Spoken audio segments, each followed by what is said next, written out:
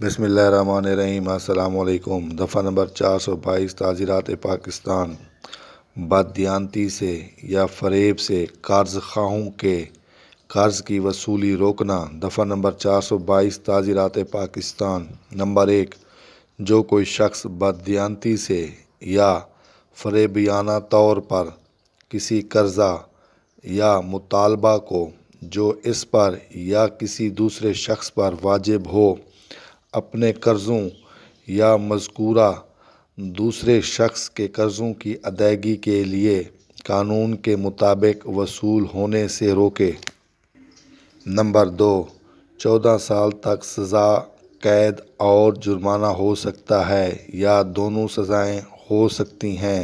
Number 3، جو کوئی شخص جو فریب یا بددیانتی سے کسی دیگر شخص کے ذمے واجب الادا قرض کی وصولی میں رکاوٹ ڈالے، اس کی سزا 14 سال قید اور جرمانہ ہے یا دونوں سزائیں ہو سکتی ہیں۔